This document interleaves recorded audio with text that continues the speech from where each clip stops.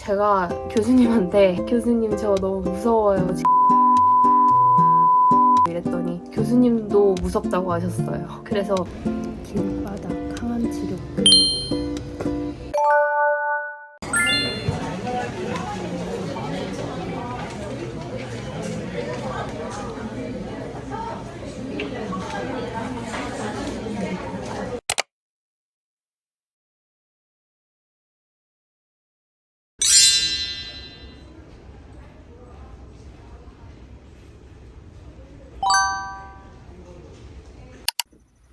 (2026년 7월 6일입니다) 유방암 수술하고는 25일차가 되었는데 성형외과하고 종양내과 외래가 있어서 병원을 다녀왔습니다. 성형외과는 초음파로 보시고 물이 좀 차서 제가 봤을 때 육안으로 봐도 조금 오른쪽이 더 뭔가 차 있는 느낌이었거든요. 그래서 물 빼자고 하실 것 같다 생각을 했는데 아니나 다를까 초음파로 보시고 주사기를 꽂아서 물을 빼주셨습니다. 물 뺄 때 통증은 사실 지금 유방에 감각이 없어요. 아무래도 감각이 없다 보니까 통증은 전혀 없었고 빼는 과정에서 좀 불편할 수 있다고 하셨는데 오늘까지는 그래도 감각이 없어서 아무 느낌이 없었습니다. 성형외과에서 물을 빼고 종양내과로 갔습니다. 수술하고 나서는 종양내과 외래를 처음 갔는데 수술 결과를 유방외과에서도 들었지만 앞으로의 항암 치료에 대해서는 종양내과에서 계획 이런 걸 들었습니다. 왼쪽은 성적이 좋아요. 완전 관해를 받았는데 오른쪽 호르몬 양성이 15%가 발현이 되어 있었어요. 원래도 호르몬 수치가 낮긴 하지만 그래도 호르몬이 15% 정도는 발현되어 있는 호르몬 약 양성이었는데 수술 후에는 호르몬 수치가 2%로 그리고 허투도 1+인데 이럴 경우에는 좀 삼중음성으로 보는 게 맞는 것 같더라고요. KI67 지수도 암세포가 증식하는 속도를 나타내는 지수잖아요. 암세포 증식 속도가 빠른 것도 삼중음성 유방암의 특징이기도 해서 후항암, 수술 이후에 하는 후항암은 기존에 쓰던 비싼 약 키투르다 그리고 젤로다라는 항암제도 같이 복용을 하게 되었습니다. 키투르다는 케모포트를 통해서 맞는 거고요. 젤로다는 먹는 거더라고요. 3주 간격으로 키투르다 맞고 젤로다를 먹게 되는데 젤로다는 2주 먹고 1주 휴약하게 된다는 이야기를 듣고 왔습니다. 젤로다는 2주 먹고 1주 쉬고 이런 식으로 해서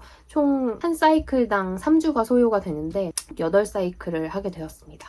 제가 제일 궁금했던 거는 대머리 기간이 더 길어지나 안 길어지나 이거 좀 궁금했었는데 키투르다나 젤로다가 탈모 부작용은 없나 봐요. 간호사 선생님이 머리 열심히 기르면 된다고 말씀을 해주셨고 임상 관련해서도 트로델비 이런 임상이 있나 봐요. 임상도 여쭤보긴 했는데 오른쪽에 잔존암으로 남아있는 그 암세포가 KI 지수가 여전히 79%면 증식 속도가 빠른 편이라고 해서 제가 교수님한테 교수님 저 너무 무서워요. 증식 속도가 너무 빨라서 너무 무서워요 이랬더니 교수님도 무섭다고 하셨어요. 그래서 임상까지 기다리는 것보다는 당장 빨리 후항암을 시작하는 게 낫지 않을까 하는 판단을 했는데 종양내과 교수님이 굉장히 빠르세요. 제가 선항암 때도 느꼈는데 케모포트를 심고 교수님이 검사 수치 같은 거 보시고 오늘 그냥 바로 맞으시죠? 이런 스타일이세요. 그래서 저는 약간 빨리 해결책을 주는 거 빨리 치료를 시작해주고 빨리 주사를 꽂아버리고 이런 거에 힐링이 되거든요. 치료받고 있구나 이런 것 때문에. 그래서 좋았는데 이번에도 수술 후에 처음 종양내과 가자마자 교수님이 바로 항암 치료 시작하는 일정으로 잡아주셨어요. 그래서 오늘 검사할 줄은 몰랐는데 오늘 피 검사도 하고 심전도 검사 그다음에 엑스레이도 흉부도 찍고 여러 곳을 찍었거든요. 그렇게 집에 왔더니 밤이 되었습니다. 항암치료 일정은 일단은 내일부터 바로 시작하는 걸로 잡아주셔서 내일 오전에 가서 항암치료를 받을 예정인데 오늘 하고 온 검사들에 뭐 문제가 없어야 바로 시작하지 않을까 하는 생각입니다.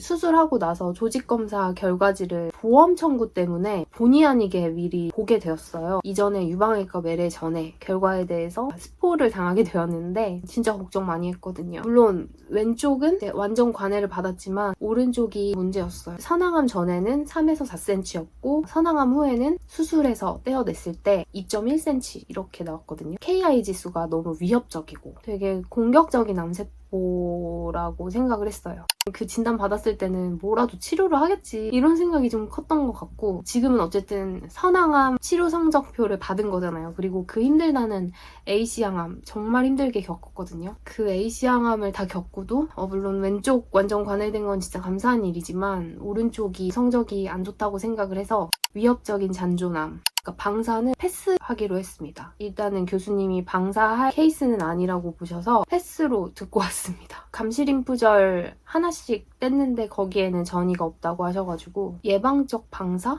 이런 거 하시는 분들도 있는 것 같아서 저는 사실 방사하라고 하시면 해야지 이런 생각이었거든요. 근데 안 하게 되었습니다. 앞으로 남은 치료도 잘 받아볼 예정입니다.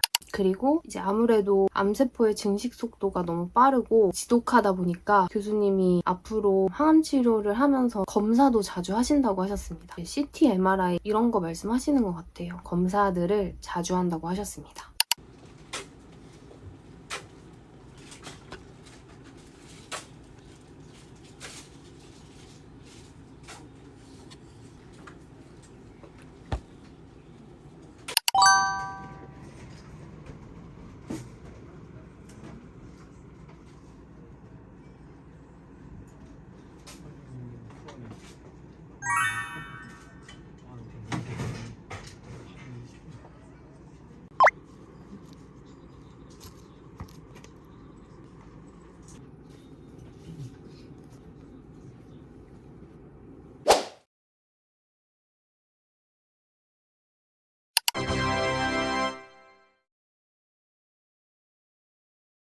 저녁 7시 54분인데 엄마가 코스트코에 간다고 해가지고 따라가려고 합니다. 근데 제가 밤 9시에 그 젤로다 항암제를 먹어야 되거든요. 코스트코 한 바닥에서 9시가 되면 약을 먹게 생겼습니다. 종이컵하고 비닐장갑하고 오늘 먹어야 되는 약을 담았고 감염의 위험이 있으니까 마스크를 착용했습니다. 그리고 또 젤로다를 먹으면 물을 많이 마셔야 되잖아요. 그래서 레몬을 띄운 레몬수도 챙겨갑니다. 텀블러에다가 물을 챙겼는데 레몬을 하나 띄웠습니다. 선항암 치료 받을 때 A씨항암 그때 받은 이후로 3개월 정도 그래도 지난 것 같은데 아직도 맹물 먹기가 너무 힘듭니다. 그래서 이렇게 레몬을 하나씩 띄워서 먹습니다. A씨항암 때문에 울렁거림에 지배당하신 분들 참고해주세요. 근데 항암 그 A씨 맞을 때 그 기간에는 레몬수도 힘들었어요, 사실. 그래서 그때는 진짜 이온 음료만 마시고 그랬는데 아무래도 이온 음료는 당이 또 많다 보니까 요즘에는 맹물 마시기는 아직 좀 힘들긴 하고, 그렇다고 또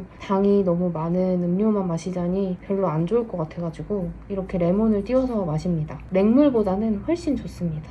텀블러에 레몬수 그리고 젤로다 오늘 저녁 분량 날짜하고 아침인지 저녁인지 다 적어놨어요. 항암치료 받고 나서 자꾸 깜빡깜빡 해가지고 먹었는지 안 먹었는지 그냥 되게 직관적으로 볼 수 있게 적어놨습니다. 오늘 저녁 분량하고 종이컵, 장갑. 젤로다 이 약은 직접 피부로 만지면 안 된다고 해서 장갑으로 얘를 꺼낸 다음에 종이컵에 담아서 이렇게 종이컵 채로 약을 훌떡 넘겨버립니다.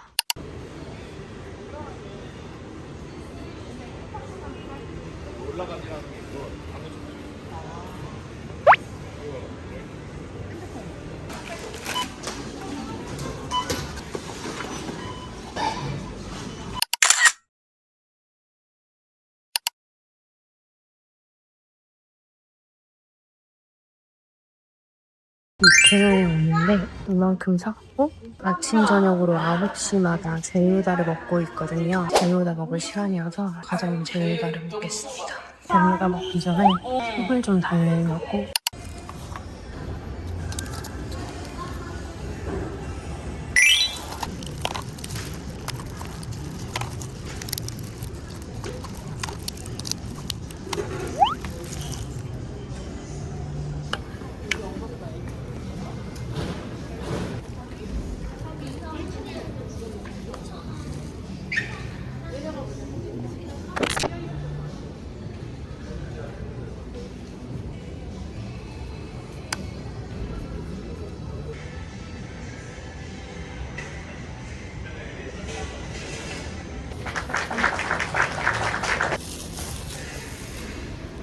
길바닥 항암 치료 끝.